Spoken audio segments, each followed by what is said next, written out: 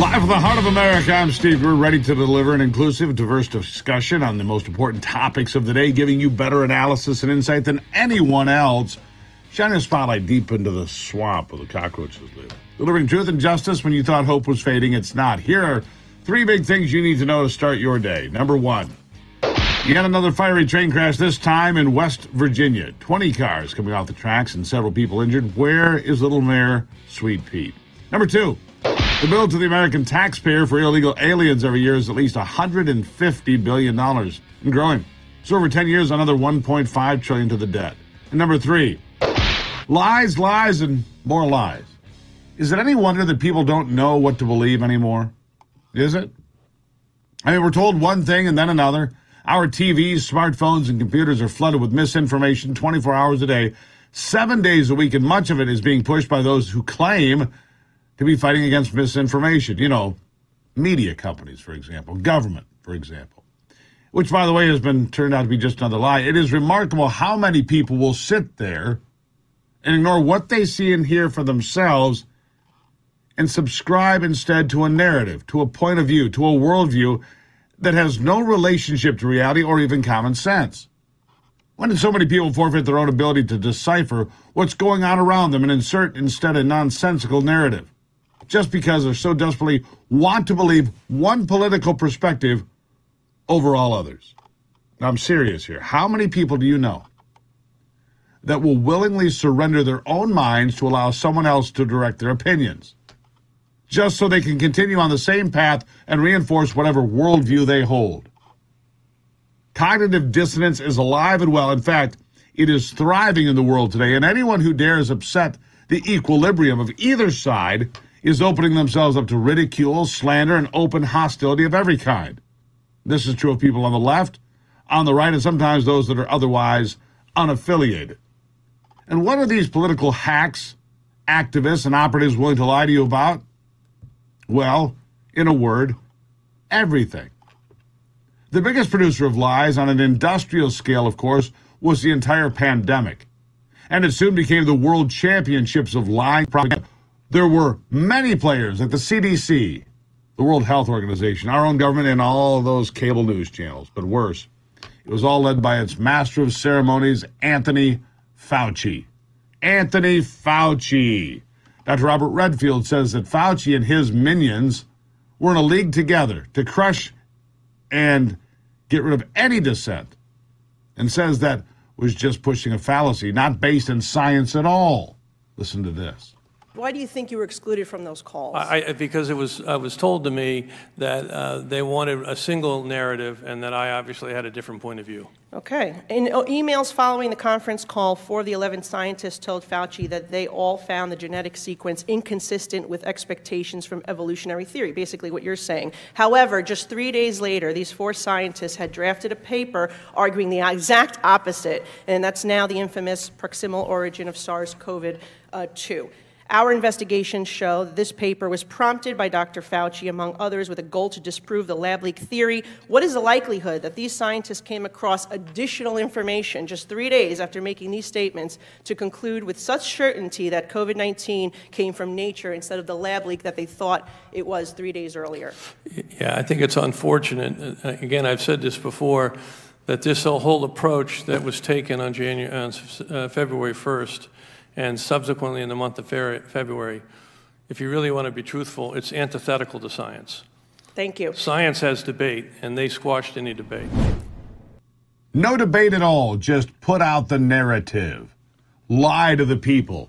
Make sure that CNN and MSNBC and all the others regurgitate those talking points. Truth doesn't matter. Jim Jordan hammered the lying that flooded the zone during the pandemic and called Anthony Fauci out for the lies he pushed and perpetrated for money and for fame. Listen to this. What was Dr. Fauci doing? He was trying to cover his backside, and everybody knows it. And that's the part that ticks us off, because this is the highest paid guy in our government getting all kinds of money to tell us things that were not accurate. Because we now know U.S. tax dollars went to a lab in China, a lab that was not up to code, a lab that was doing gain-of-function research, and that's where this thing most definitely came from. And Dr. Fauci had to prove, no, he can't have that news getting out. And that's why he did what he did, to the exclusion of a brilliant guy running our CDC, kept him out of the loop. Keeping him out of the loop probably potentially could have harmed America. That's the thing that ticks us all off. And that's why, Mr. Chairman, this hearing is so darn important, and we get to the bottom of really what happened. I yield. Yeah. But the lies have become so pervasive that millions of our fellow Americans and millions more around the world have given up on even trying to figure what's true and what's not. And that's the point. The elites want as many people as possible just to wave their hands in futility. You see, the more people that they can overwhelm and exhaust, the fewer they have to worry about voting or agitating against the push to the left. Those on top of the uniparty, like Chuck Schumer and Mitch McConnell, prefer passive crowds. They'll be happy to watch mindless TV, eat plenty of junk food, and dope themselves up on antidepressants, anti-anxiety meds, and take a pharmaceutical vacation. It's even easier when they encourage the passage of laws that make marijuana, very potent marijuana, available to the masses in unlimited quantities. Face it, Flounder, fat, drunk, and stupid is no way to go through life, but apparently stoned and stupid is good for the boys and girls, for you and everyone else.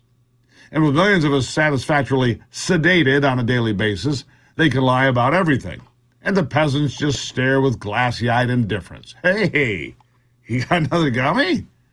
Yeah.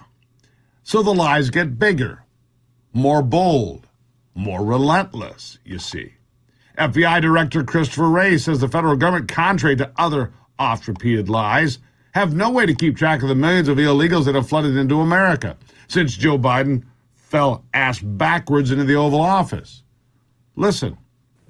We're not able to keep tabs on every single person who comes in, certainly. We have all sorts of investigations into certain people who get in, and we try to work very hard on both sides of the border to support DHS's efforts and to some extent our neighbors south of the border from preventing them from coming in.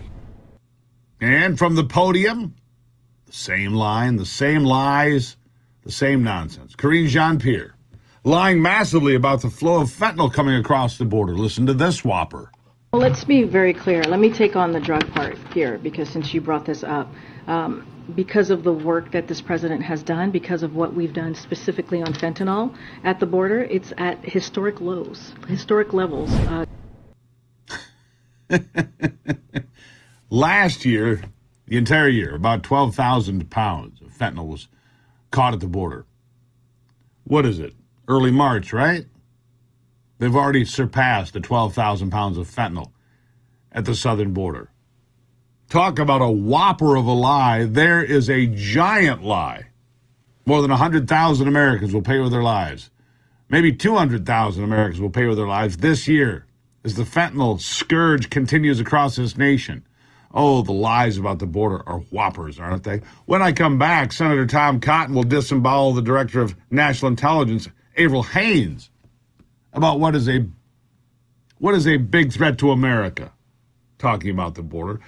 Don't go anywhere. I'm just getting warmed up. It's the Steve Gruber Show.